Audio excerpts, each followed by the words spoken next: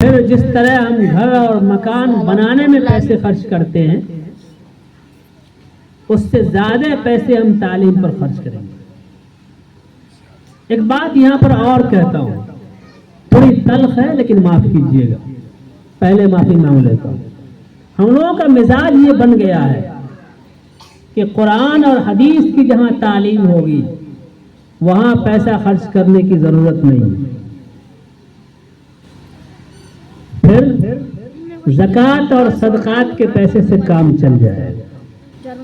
سوچیے، اللہ کے رسول صلی اللہ علیہ وسلم نے ایک اعلان فرمایا، خیرکم من تعلم القرآن وعلمہ، تم میں کا سب سے بہترین انسان وہ ہے جو قرآن کو سیکھتا اور سکھاتا ہے، سب سے بہترین انسان۔ اور یہ فیصلہ کون کر رہا ہے؟ افضل امام فاروقی اور ارشد رحمانی نہیں کر رہا، یہ شہنشاہ کونین صلی اللہ علیہ وسلم کا فیصلہ ہے کہ دنیا میں بہترین انسان وہ ہے جو قرآن کو سیکھتا اور سکھاتا ہے۔ تو جو آدمی جتنا بڑھیا ہوگا اس کا انتظام بھی اتنا عمدہ ہونا چاہیے نا۔ تو قرآن کا پڑھنے والا سب سے عمدہ آدمی ہے، اس کے لیے خرچ کا انتظام بھی اتنا عمدہ ہونا چاہیے یا نہیں ہونا چاہیے؟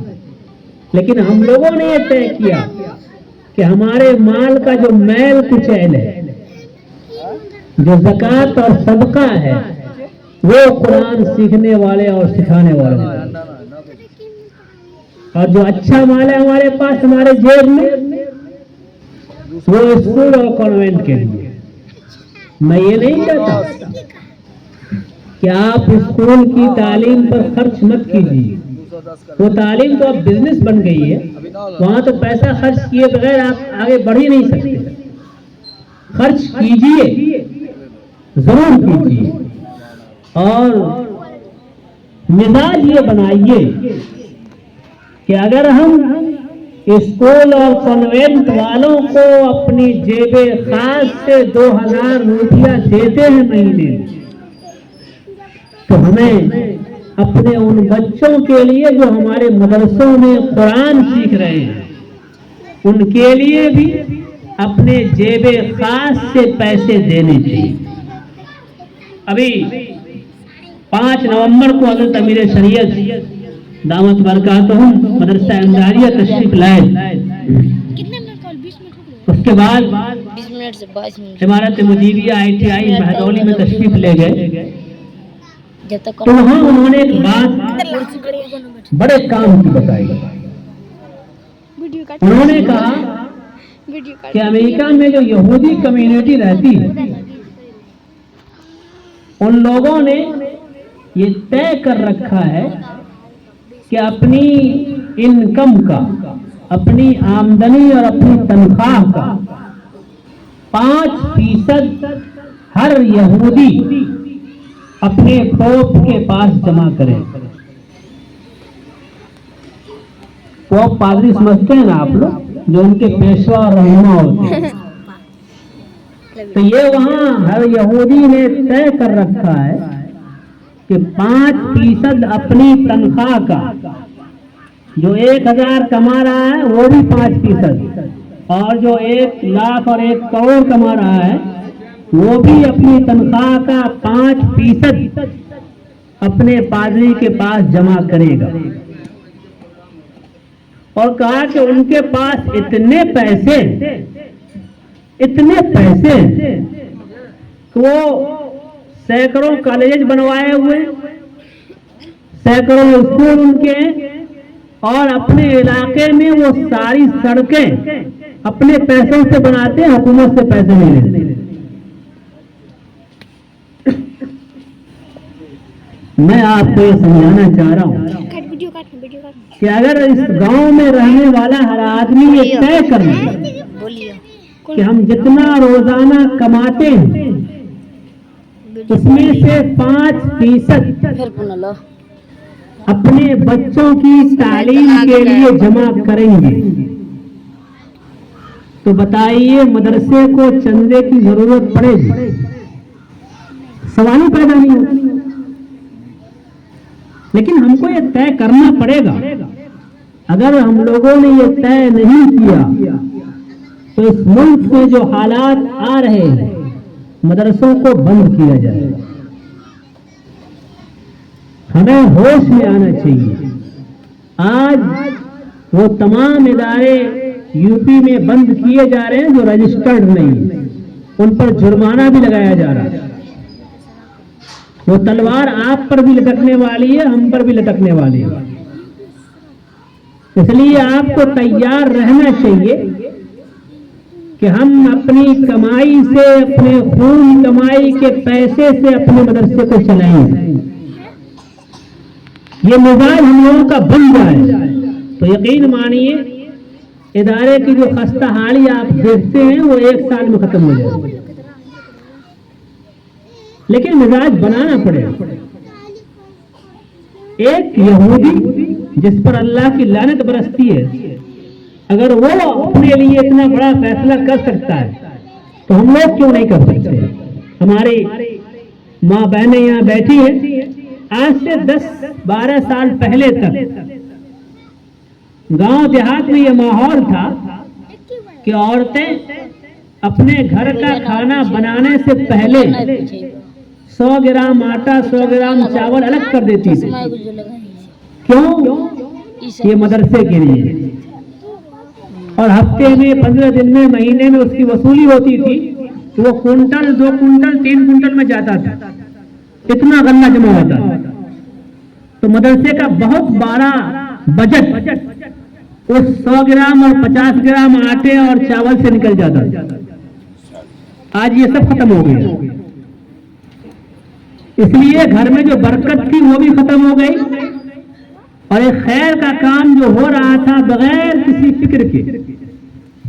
آپ کو اگر کہا جائے کہ مہینے میں 10 کلو چاول اور 10 کلو آٹا مدرسے میں دینا ہے تو پریشانی ہوگی. سوچنا پڑے گا کہ 10 کلو آٹا کہاں سے دیں گے، 10 کلو چاول کہاں سے دیں گے. لیکن اگر آپ نے ہر دن 50 گرام اور 100 گرام نکالنا شروع کر دیا تو وہ اپنے آپ 10 کلو ہو جائے گا. آپ کو سوچنے کی ضرورت نہیں. یہ مزاج بننا چاہیے. اپنے گھروں میں یہ مزاج بنائیے تو انشاءاللہ امت میں تبدیلی آئے گی. گھروں میں برکت کا ماحول بنے گا، اللہ کی رحمتیں متوجہ ہوں گی. اور ایک بات آپ کو سناؤں، 1857 کا غدر جو ہندوستان میں ہوا اور لاکھوں جانیں گئی، دلی میں 7,000 سے زائد مدرسے تھے جو بند کیے گئے. اور وہ مدرسے جو نوابوں کی مدد سے چلا کرتے تھے، انگریزوں نے ان کو یہ حکم دیا کہ مدرسوں کا تعاون بند کرو. تو ظاہر ہے ڈر کے مارے نوابوں نے بند کر دی. تو مدرسے میں جو لوگ پڑھا رہے تھے، جو بچے پڑھ رہے تھے، ان کے کھانے کا انتظام مشکل ہو گیا، ان کے پیسوں کا انتظام مشکل ہو گیا. تو لوگوں نے مدرسہ بند کرنا شروع کر دیا. اس وقت قربان جائیے دلی کی ان ماں اور بہنوں پر جن کے بچے مدرسے میں پڑھتے تھے. جب ان کے بچوں نے گھر جا کر کہا کہ امی اب مدرسہ بند ہونے والا ہے، مدرسوں میں نوابوں نے پیسہ دینا بند کر دیا، تو ہمارے جو استاد ہیں وہ جا رہے ہیں اپنے گھروں کو، مدرسہ اب نہیں چلے گا، ہماری تعلیم بند ہو جائے گی.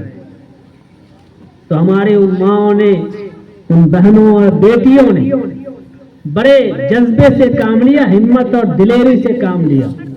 اور ان لوگوں نے مدرسے جا کر وہاں کے ذمہ داروں سے بات کی کہ دیکھو مولوی صاحب،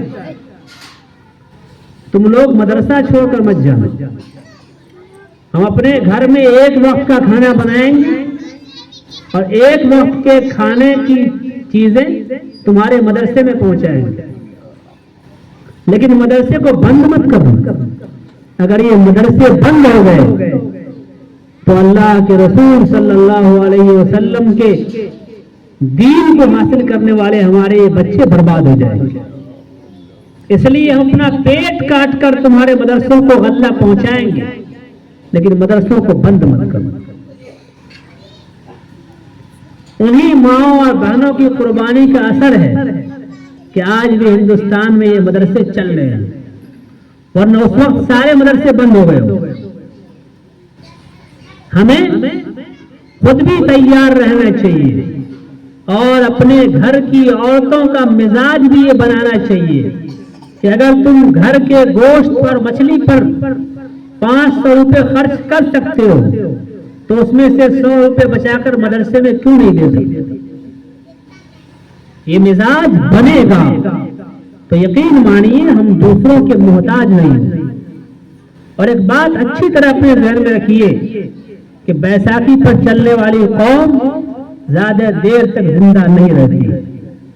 آپ دوسروں کے بھیک پر اگر زندگی گزارنا چاہیں گے، دوسروں کے بھیک پر اپنے اداروں کو چلانا چاہیں گے تو آپ کے ادارے زیادہ دنوں تک نہیں چل پائیں گے۔ ادارہ آپ نے قائم کیا، بچیوں کی تعلیم کتنی ضروری ہے، اس سے ایک بات میں اس تعلق سے کہنا چاہوں گا، اگر آپ کو اللہ نے دل درد مند عطا کیا ہے تو آپ غور سے سمجھیے کہ آج مسلم بچیوں کے مرتد ہونے کے واقعات بہت تیزی کے ساتھ بڑھ رہے ہیں، بہت تیزی کے ساتھ۔ اور چونکہ میں امارت شریعہ کے دارالقضاء میں رہتا ہوں، اس لیے لہریہ سرائے کوٹ سے، تھانے سے اکثر یہ بات آتی رہتی ہے کہ آپ کے کمیونٹی کی بچی ہے اور فلاں کے ساتھ شادی کرنا چاہتی ہے۔ یہ اطلاع آتی ہے، ذرا سوچئے کہ بحیثیت مسلمان اس وقت میرے دل پر کیا لگتا ہو اگر مسلم یہ کہے کہ آپ کے کمیونٹی کی بیٹی فلاں کے ساتھ شادی کرنا چاہتی ہے، تو ذرا سوچئے کہ اس وقت کیسا لگتا ہے۔ تو ہماری وہ بیٹی جو ساری سرحدیں پار کر کے وہاں تک جا رہی ہے، وہ کیوں جا رہی ہے؟ وہ اس لیے جا رہی ہے کہ ہم نے اس کو یہ نہیں سمجھایا کہ تمہارے لیے گھر سے نکلنا جائز نہیں ہے بغیر شرعی ضرورت کے۔ میں آپ کو